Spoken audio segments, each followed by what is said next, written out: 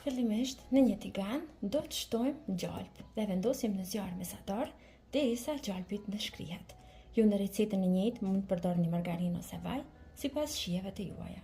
Tani në tigan tek gjalpi shtojmë një qep të bërë imet në rinde. E skuqim për 2-3 minuta derisa qepa të fillojë dhe të zvutet pak.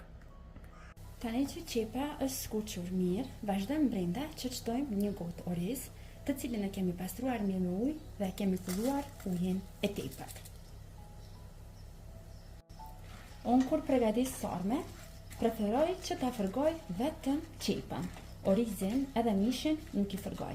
Pra thjesht përzijem që të bëhet bashkë me qepën e nxehtë orizi. Pasi përzijem mirë, vazhdojmë tani që ta shtojmë edhe sasinë e mishit. Vazhdojmë që ta shtojmë brenda tani edhe sasinë e mishit. Unë në total poshtoj 500 gram mish të bluar.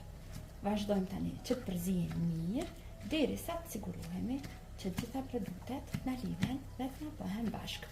Por para se të vazhdojmë me përzierjen, do të shtojmë brenda gjitha erëzat.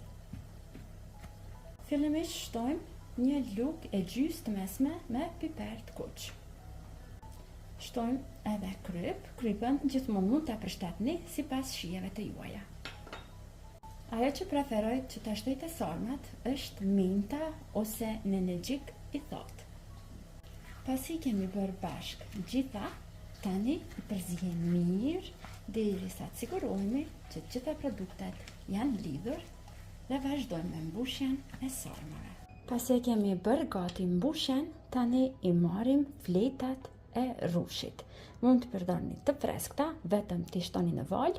Unë po i përdor të gatshme, në kavanoza, nga ato që shiten në dyqan. Por sot do t'ju japim formën shumë interesante.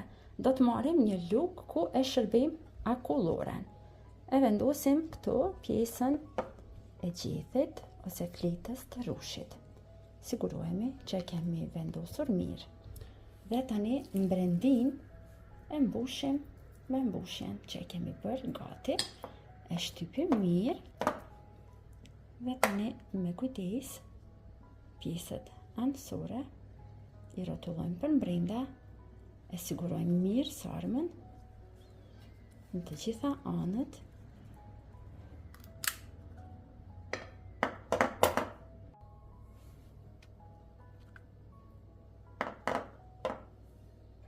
Sarmat janë gati, i kam shtjellur disa dhe i kam vendosur në një tavë e cila mund të futet lirisht edhe në furrë.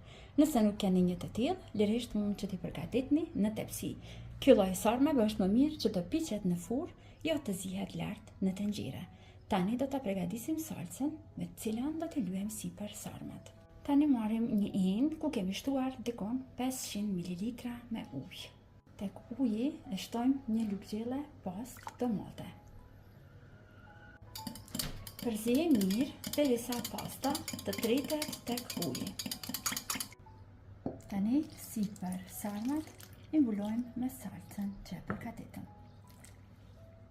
Sipër i mbulojmë me letër kuzhine të cilën e kemi lagur me ujë. Sigurohemi që i mbulojmë mirë gjitha pjesët anësore. I vendosim tani në furrë të parangruhur në 250 gradë, dikon për afërsisht 20 deri në 25 minuta.